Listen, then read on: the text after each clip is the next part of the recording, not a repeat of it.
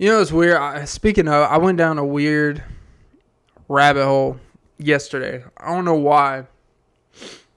But everyone knows about the infamous Call Her Daddy situation years ago where Alice Cooper and Sofia Franklyn had their contract issues with Barstool. And Sofia, her boyfriend, weirdo at the time, fucked up the whole deal, alienated Alex and her. And Alex is like, hey, you know what? I do most of this shit anyway. So you know what? I like this deal. I'm going to take it. Fuck off. Like, I don't need 30% of it, because if we do this show good another year, we're going to get another big deal after that. And she's gotten 2 big ass deals after that. So, hey, you say what you want. It ain't my type of show, but she knows what the fuck she's doing. And, you know, for part of me, I feel bad for the Sofia girl. But at the same time, not at all. You know, she actually, you know, to her credit, it doesn't seem like she, is one of those. She's not too bitter about it. I'm sure she still talks about it and stuff, but she's not sitting here, suing, you screwed me out of millions of dollars and stuff like that. She seems to be at peace and moved on and is doing her own thing. But, I mean, she's missing out on, you know, a couple $100 million potentially, you know. But with that being said, also what could be said is potentially, let's say she did stay on the show and it was just the original. They may have gotten one deal, but I don't know. Maybe her doing it by herself and doing it her way and stuff has elevated to a different way with her vision. Because chances are it probably would have stayed the same show of 2 girls talking about X, Y, and Z. And it becomes repetitive, habitual, and they have their core audience, but there's a lot of shows that have a similar type of show that they had. You know, look, I know a lot of shit. I've watched a lot of weird episodes of shit.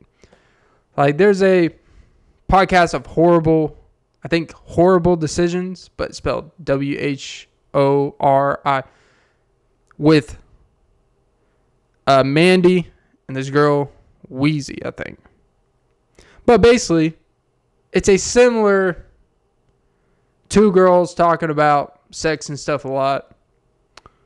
Except, you know, probably for a different audience. But it's the same type of show. And there's plenty of other shows where it's 2 girls talking about their life and sex experiences and stuff like that. You know, talk about men, dating, and all that shit. It's the same shit. It's just packaged different for a different audience. And I think maybe if they would have kept with that, you know, we could see how those shows capped out. There's only so far it can go. But because she made it more broad, more general, has ventured out to do more getting guests, more interview style, more of a attachment to her personality and what she wants type of thing. And her fingerprints all over it. She does all the editing, as far as I'm aware. She did all the editing before. And the other girl's like, well, I don't want you to tell other people I don't edit it. And she's like, no, we do it as a collaborative process. And Alex is like, if collaborative is me sitting in my room editing this show for 20 hours a week, yeah, I guess that's collaborative of my hands and my laptop. But,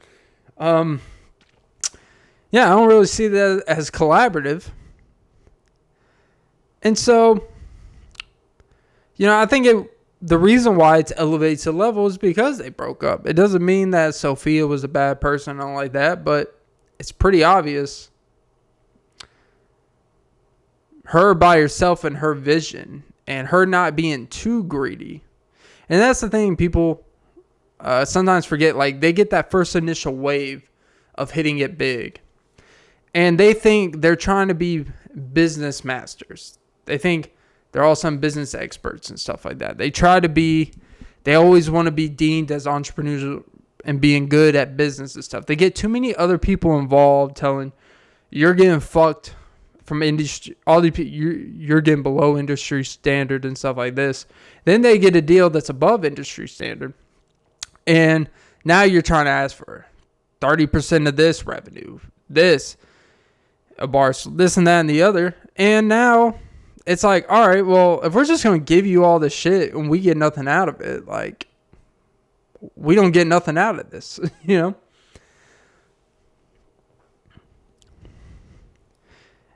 And sometimes being too greedy too fast. And part of seeing the bigger picture, like, hey, this is a really good deal. We get more than we got before. It's only for a year or two. We could grow this show and do things outside to bring in more money if we really want to. And then after this contract's up, we could be in a position to seek something significantly better, or we have enough money to create our own thing around the show. We could just create our own studio. We could create our own network type of thing. But people, they want all of the money then. It's like you were getting really good money at the time. And then you get the second contract potentially being offered. You were getting pretty significant more money. Plus other things attached to it. And one girl wanted more and more because she had people in her ear telling her X, Y, and Z. Another girl that actually did the editing, actually prepared and was the sole part of the show, is sitting there like, we don't really need all that right now. We just need to have a better deal than now and then venture out from there. And the girl who wanted so much so fast, all of it at once, now she's doing a much smaller show and has to do it from scratch when, respectfully, it's never come close to what Alex is doing.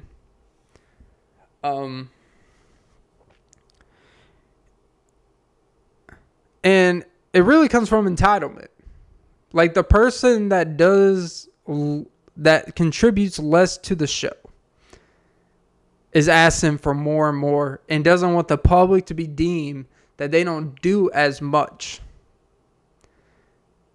That's why Alex is getting paid more. There's a reason why. Imagine, all right, you co-host with someone on the show. It's your equipment and stuff, and then you take the footage home. You do the editing. You put the stuff out, you do the posting, you do the titles, you go through it, edit for days and hours, whatever you're doing. Then you have to go through it again, do descriptions, timestamps. Then you have to, promote it. If you do that, you got to put all these different socials if you're really doing all that. And then someone during that whole time, during that week while you're spending 8 to 10 hours a day putting this shit together, and all they did was show up for the podcast once a week and talked into a mic for an hour and a half, and they go home and they're like, hey, why don't we get paid the same? It's like, the fuck you mean? I'm literally doing like this shit's the hard part.